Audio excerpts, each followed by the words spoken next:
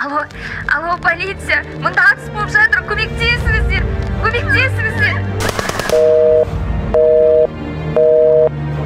Кез келген уақытта, кез келген жерде қандай жағдай орын алуы мүмкін екендігін ешкімде болжай алмайды.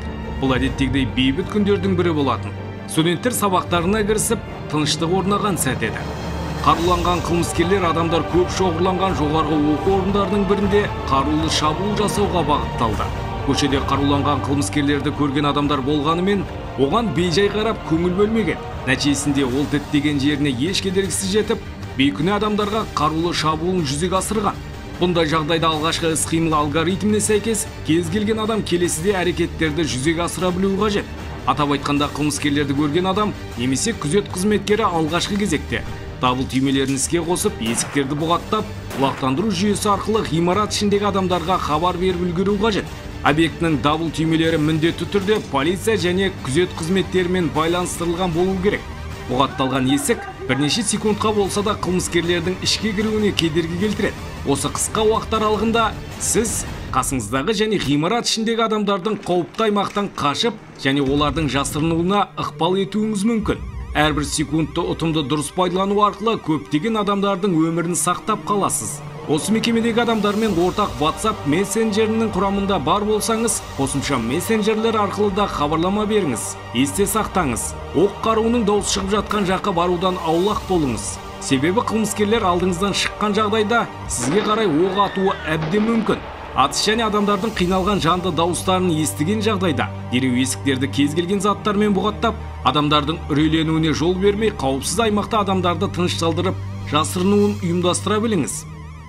Сабырсыздық, айқай-шу мен үрей қылмыскерлердің назарын аудартып, жасырынған аумақты тез табуына себепкер болады. Егерде сіздің жасырынған жеріңіз жоғары қабаттарда болып, атыс дауысы алыстан естіліп жатқанына көз жеткізсеңіздер, айқай-шусыз, үрейсіз адамдардың далаға қашып шығуын ұйымдастырыңыз. Жеке мүліктеріңізді жинап алып шығуға уақытыңызды құртпаңыз. Бастысы, жан-жағыңызға көз жүгіртіп, қауіптің жоқ екендігіне көз жеткізіңіз.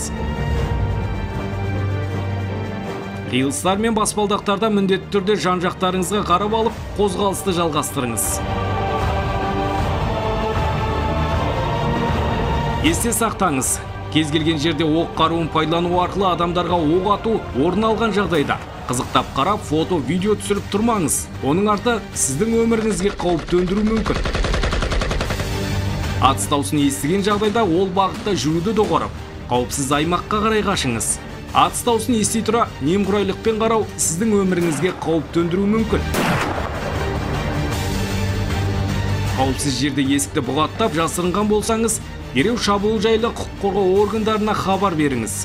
Хабарлама беру кезінде шабуылдаушылардың саны, сырт келбеті, қарулануы және олардың әрекеті, шабуылға ұшыраған объектінің мекен-жайы, орналасу орны жайлы неғұрлым толық мәлімет беріңіз. Есте сақтаңыз, адамдарды босатуға келген арнайы жасақ тобына қарсы жүгірмеңіз, талаптарын толық орындаңыз. Арнайы жасақ тобына кедергі келтірмеңіз. Кепілге алынған адам қылмыскердің талабына бағынып, оған қарсы шықпағаны жөн. Сабыр сақтап, оның назарына ілікпеуге тырысыңыз. Қылмыскерді құрықтау немесе залалсыздандыру барысында үрейге орын бермеңіз. Атыс орын алған жағдайда еденге жатып, кез келген затты қалқалап жасырынуға әрекет етіңіз. Басып кіру, арнайы жасақ тобының қызметкерлеріне қарай жүгірмеңіз.